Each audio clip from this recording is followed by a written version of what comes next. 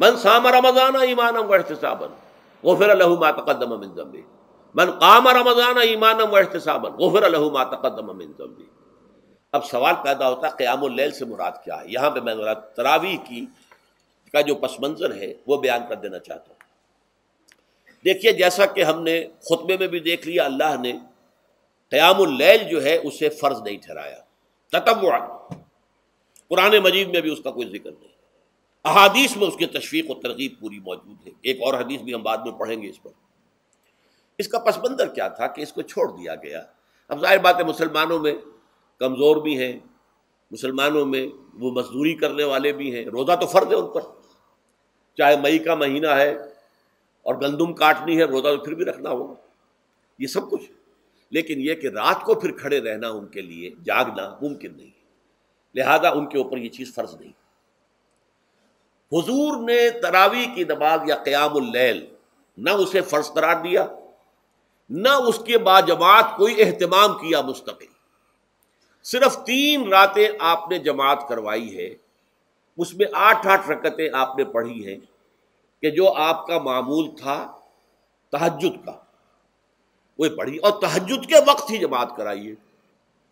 یہ ہے وہ حدیث. اس کے علاوہ کسی نماز تراویح جو ہے جو ہم پڑھتے ہیں 20 رکعتیں عشاء کے ساتھ متصل، اس کا کوئی ذکر نہ دور نبوی میں ہے نہ دور صدیق اکبر میں ہے.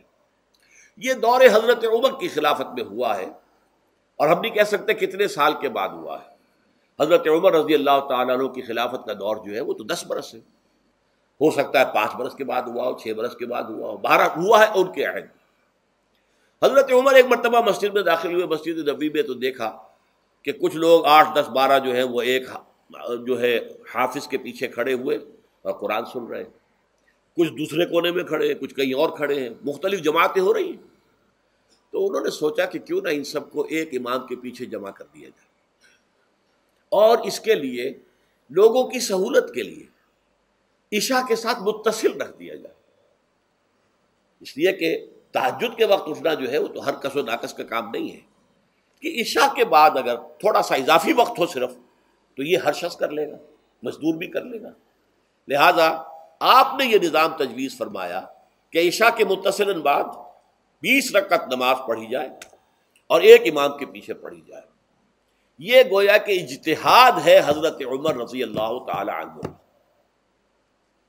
اس کو آپ نے خود بدعت بھی قرار دیا ہے، لیکن بدعت حسنہ.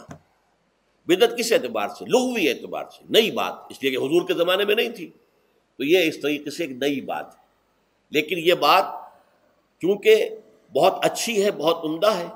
آپ جب یہ نظام چل پڑا تو ایک دن مسجد میں آئے، دیکھا کہ بڑی بھری مسجد ہے، صحابہ کھڑے ہیں اور ایک امام کے پیچھے قرآن سن رہے ہیں. آپ نے فرمایا نعم البدعۃ ھذہ، یہ جو ہم نے نئی بات شروع کی ہے یہ بہت اچھی ہے، بہت عمدہ ہے. اب یہاں سے فرق واقع ہو گیا ہے. ایک تو اہل تشیع جو ہے وہ تو ویسے ہی حضرت عمر سے بہت دشمنی رکھتے ہیں، عناد رکھتے ہیں، تو حضرت عمر کے اجتہادات سے انہیں نفرت ہے، انہیں دوری ہے، چاہے وہ کوئی سا بھی حضرت عمر کا اجتہاد ہو. ہمارے ہاں اہل حدیث حضرات بھی در حقیقت حضرت عمر یا کسی اور خلیفہ راشد کے فعل کو وہ سمجھتے ہیں کہ یہ ایگزیکٹو آرڈرز ہیں، یہ ہمیشہ کے لیے نہیں ہے. حضرت عمر نے اپنے دور میں ایک نظام قائم کیا، ان کے دور کے لیے ٹھیک تھا، یہ ہمیشہ کے لیے نہیں. ہمیشہ کے لیے وہ 8 ہی رکعتوں کے قائل ہیں، وہ تہجد والے. لیکن اس میں بہرحال انہوں نے بھی خود یہ اضافہ کیا ہے کہ وہ 8 رکعتیں وہ عشاء کے ساتھ متصل پڑھتے ہیں، تہجد کے وقت تو نہیں پڑھتے. اور حضور نے تو صرف 3 روز جو ہے وہ کرائی تھی جماعت، وہ لوگ 30 دن یا 29 دن پڑھ رہے ہیں، تو اضافہ تو انہوں نے بھی کر دیا، وہ نظام میں تبدیلی تو ہو گئی. لیکن اہل سنت جو کہلاتے ہیں، ہمارے جو 4 جو ہیں، جو ہمارے مسلک ہیں، حنفی، مالکی، شافعی، حنبلی، ان کا اتفاق ہے اس پر حضرت عمر کا، کیونکہ ان کے سامنے اصول یہ ہے کہ حضور نے فرمایا علیکم بسنتی وسنت الخلفاء الراشدین المہدیین، تم پر لازم ہے کہ میری سنت کو پکڑو مضبوطی کے ساتھ، اور میرے خلفائے راشدین مہدیین جو ہیں ان کی سنت کو پکڑو. اس اصول سے یہ چاروں فقہیں جو ہیں حضرت عمر کے اجتہادات جو ہیں ان کو بھی پابندی سمجھتے ہیں کہ تمام عمر کے لیے، قیامت تک کے لیے امت مسلمہ پر ان کی پیروی لازم ہے. لہذا اس میں اجماع ہے. اور یہاں تک کہ یہ سب سے آخری جو اس میں مسلک پیدا ہوا ہے زمانی اعتبار سے سب سے پہلے مسلک جو ہے حنفی پیدا ہوا ہے، پھر مالک کی پیدا ہوا ہے، پھر شافعی پیدا ہوا ہے، اور پھر حنبلی آخری ہے۔ اور امام احمد ابن حنبل بہت بڑے محدث بھی ہیں۔ مسند احمد ابن حنبل جو ہے وہ بہت بڑی کتاب ہے، بہت اہم کتاب ہے، جامع کتاب ہے۔ تو ان کے ہاں بھی 20 رکعتیں ہیں۔ چنانچہ حرمین شریفین میں، سعودی عرب میں، مکے اور مدینہ منورہ میں جو نماز تراویح ہوتی ہے اس کی 20 رکعتیں ہیں، لیکن اہل حدیث حضرات جو ہے وہ اس 8 کے اوپر اکتفا کرتے ہیں۔ بہرحال یہ ایک اختلاف ہے جو میں نے اس کا پس منظر بیان کر دیا، لیکن اس 20 رکعت نماز سے ادا کرنے سے، جو کہ زیادہ سے زیادہ 50 منٹ یا 1 گھنٹہ لگتا ہے، اس سے وہ قیام اللیل کا حق ادا نہیں ہوتا۔ قیام اللیل کا تو کچھ اور ہی تقاضا ہے۔ قیام کسے کہتے ہیں؟ یہ سورہ مزمل سے واضح ہوتا ہے، یا ایھا المزمل قم اللیل الا قلیلا نصفہ او انقص منہ قلیلا او زد علیہ ورتل القرآن ترتیلا۔ آدھی رات یا آدھی رات سے کچھ کم، یعنی تہائی رات، یا آدھی رات سے کچھ زائد، 2 تہائی رات، یہ ہے قیام اللیل۔ چنانچہ سورہ مزمل ہی کی آخری آیت جو دوسرا رکوع مشتمل ہے جس پر، اس میں صاف کہہ دیا گیا ان ربک یعلم انک تقوم ادنی من ثلثی اللیل ونصفہ وثلثہ وطائفۃ من الذین معک۔ اے اللہ کے نبی، اللہ خوب واقف ہے کہ آپ بھی اور آپ کے ساتھ ایک جماعت بھی رات کو کھڑی رہتی ہے، 2 تہائی رات یا آدھی رات یا 1 تہائی رات۔ تو یہ سارا معاملہ جو ہے قیام اللیل کا، گویا کہ کم سے کم 1 تہائی رات پر اس کا اطلاق ہو سکے گا، یہ نہیں کہ 1 گھنٹے۔ اب اس کے ضمن میں دیکھیے حدیث پڑھیے، تیسری حدیث ہے ان عبداللہ ابن عمرو ابن العاص رضی اللہ تعالی عنہ۔ یہ وہی عبداللہ ابن عمرو ہے جن کی میں نے آپ کو حدیث پہلے سنائی ہے۔ یہ ساری رات کھڑے رہتے تھے، پوری رات، اور ہر روز روزہ رکھتے تھے، جس پر حضور نے منع کیا، لا تفعل، مت کرو ایسا۔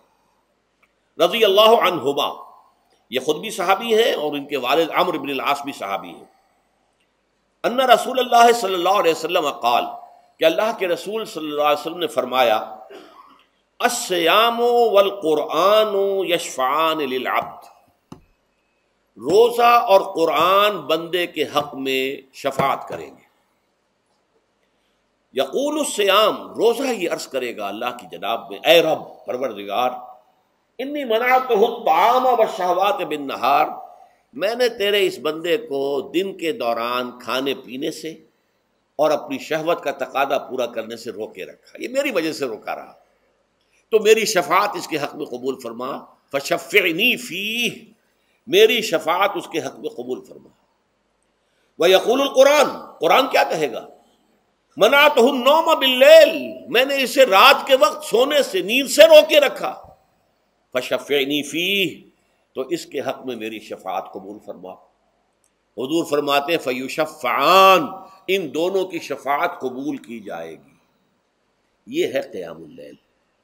یہ قیام اللیل صرف تراویح کی نماز سے جو پڑھ لی جاتی ہے، اور ہمارے ہاں تو یہ ہے، وہاں کم سے کم یہ تو تھا، صحابہ کرام کھڑے ہوتے تھے تو جو قاری پڑھ رہا ہوتا تھا وہ ان کے دل میں اترتا جاتا تھا، اس کا مضمون اور مفہوم جو ہے ان کو معلوم ہے، لہذا وہ اس کی زبان سے نکلا ہوا ہر لفظ ان کے قلب کی گہرائیوں تک اتر رہا ہے۔ یہاں تو یہ ہے، پیرٹ لائک حافظ ہے، اسے خود پتہ نہیں میں کیا پڑھ رہا ہوں۔ اکثر حفاظ جو ہیں وہ عالم تو نہیں ہوتے، اور جو سن رہے ہیں انہیں کچھ پتہ نہیں ہم نے کیا سنا ہے، تو ٹھیک ہے، کم سے کم ثواب تو انہیں ملے گا کہ انہوں نے وقت نکالا ہے، 1 گھنٹہ ہی اضافی صحیح، لیکن بہرحال اس کا وقت تو انہوں نے نکالا ہے، محنت کی ہے، کھڑے رہے ہیں، ثواب ملے گا۔ لیکن جو مقصد ہے وہ حاصل نہیں ہوتا۔ اس مقصد کے حصول کے لیے اول تو قیام اللیل کی کم سے کم مدت 1 تہائی۔ اگر کوئی شخص فرض کیجئے کہ اس کے ہاں کوئی اور انتظام نہیں ہے، جیسا کہ ہمارے ہاں ہم نے انتظام کیا ہے، بڑے بڑے شہروں میں دورہ ترجمہ قرآن، اس میں ہمیں 5 گھنٹے لگ جاتے ہیں، نصف شب کے قریب تری جو ہے معاملہ ہو جاتا۔ اس میں کیا ہوتا ہے کہ ہر 4 رکعت سے پہلے جو اس کے اندر پڑھا جانا ہے حصہ قرآن کا، اس کا پہلے ہم مطالعہ کرتے ہیں بیٹھ کر، ترجمہ اور کچھ موٹے موٹے نکات کی جو ہے وضاحت، پھر کھڑے ہو گئے اور قاری صاحب کے پیچھے 4 رکعتوں کے اندر وہ 4 رکوع یا جتنے بھی ہیں پڑھ لی، سن لی، پھر بیٹھ گئے 4 کے بعد، پھر اگلی 4 رکعتوں کے اندر جو کچھ پڑھا جانے والا ہے اس کا ترجمہ، اس کی تفہیم ہو گئی، پھر کھڑے ہو گئے، پھر سن لیا۔ اس طریقے سے 5-6 گھنٹے میں تراویح ختم ہوئی، تو تراویح بھی ہو گئی، حضرت عمر کے اجتہاد پر عمل بھی ہو گیا، 20 تراویح ہو گئی، لیکن یہ ہے کہ اس کے ساتھ جو اصل غرض و غایت ہے قیام اللیل کی، وہ بھی حاصل ہوگی۔ یہ ہم نے 17 سال پہلے شروع کیا تھا یا 18 سال پہلے، اور وہ انشاءاللہ اللہ کے فضل و کرم سے اب چل رہا ہے، بڑے بڑے شہروں میں ہو رہا ہے۔ لاہور میں جن مقامات پر ہو رہا ہے وہ تازہ جو ندائے خلافت ہے اس کے اندر آپ اس کی فہرست دیکھ لیں۔ کراچی میں تو اس سے غالباً 3 گنا مقامات کے اوپر وہ کام ہو رہا ہے، اور دوسرے شہروں میں بھی ہو رہا ہے۔ تو اس سے در حقیقت وہ غرض و غایت، وہ حکمت جو ہے پوری ہوتی ہے کہ یہ دونوں چیزیں پیرلل ہیں۔ من صام رمضان ایمانا واحتسابا غفر له ما تقدم من ذنبه ومن قام رمضان ایمانا واحتسابا غفر له ما تقدم من ذنبه۔ تو صیام اور قیام جو ہے ان دونوں کا حق ادا ہو جاتا ہے۔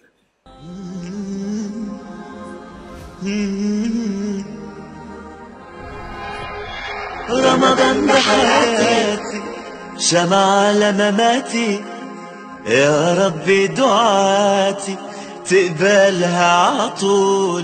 رمضان ده رحمة